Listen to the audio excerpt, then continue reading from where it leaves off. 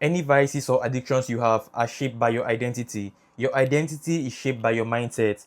In order for you to stop vices and addictions, you need to reprogram your mindset so you can change your identity, the identity you've owned and bestowed upon yourself.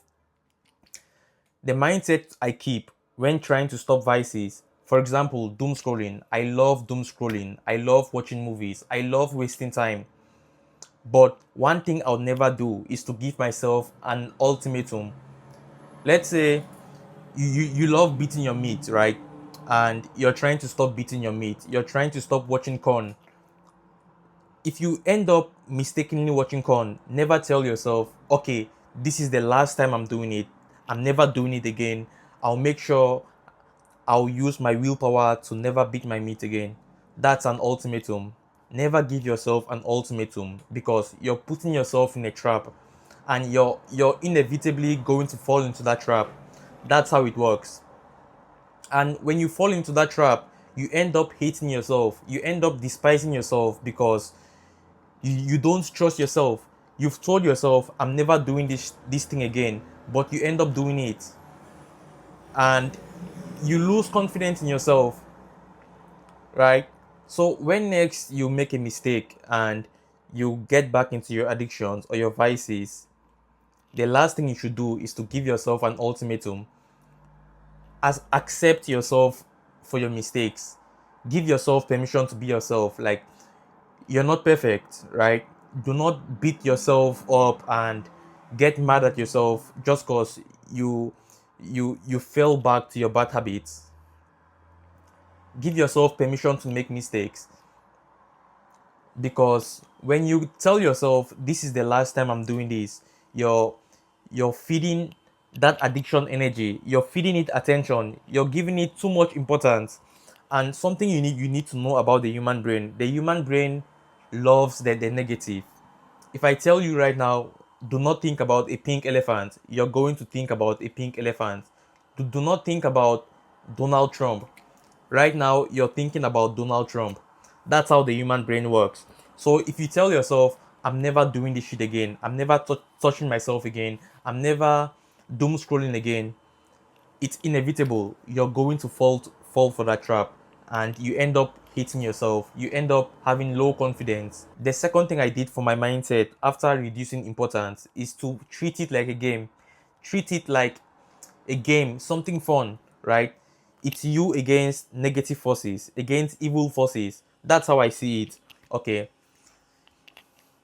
when I when I'm eating clean, if I sometimes cheat on my diet, rather than getting mad at myself, I see it like a game. I'm like, okay, negative forces, you've won this round.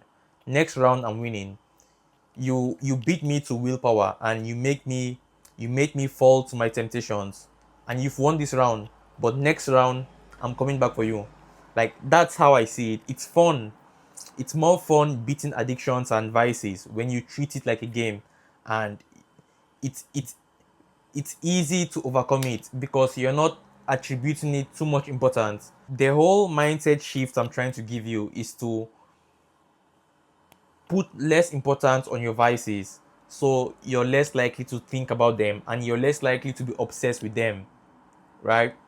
So treat it like a game, treat it like a fun game. It's you versus negative forces. And whenever you lose, be a man and accept you've lost. Let's say if you end up beating your shit, right? Accept you've lost and just be like, okay, negative forces, you've won this time, but next time I'm gonna win.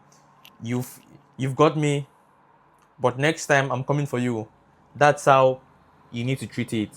And you're less likely to feel bad about yourself, and you're less likely to self sabotage and just hate yourself and lower your confidence. The last thing to do is to add friction.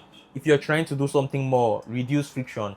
If you're trying to do something less, add friction.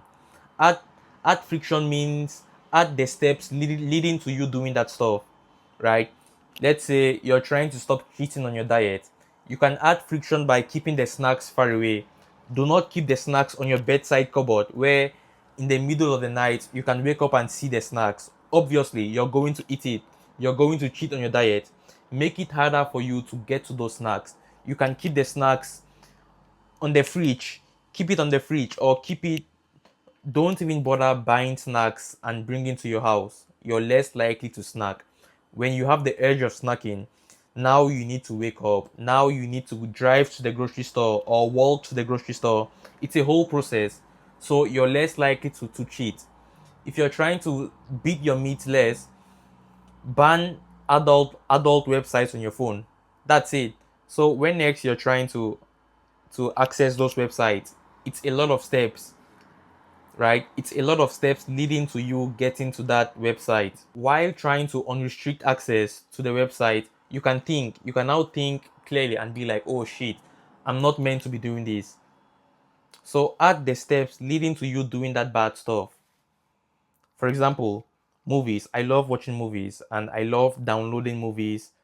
Right now, I have no Prime subscription. I have no Netflix subscription. I have no subscription, no Apple TV, nothing.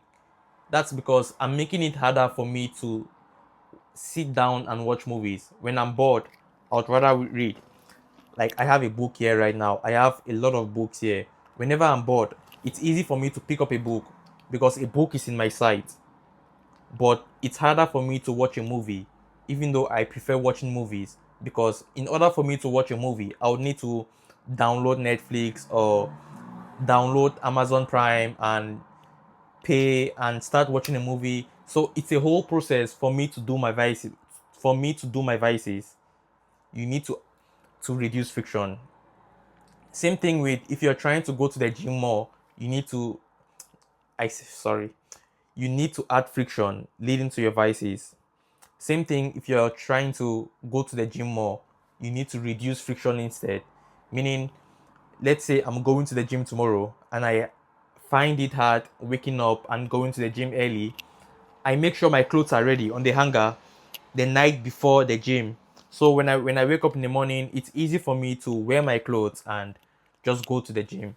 That's me reducing friction, leading to me um, going to the gym. So if you're trying to do something more, reduce friction. If you're trying to do something less, you add friction.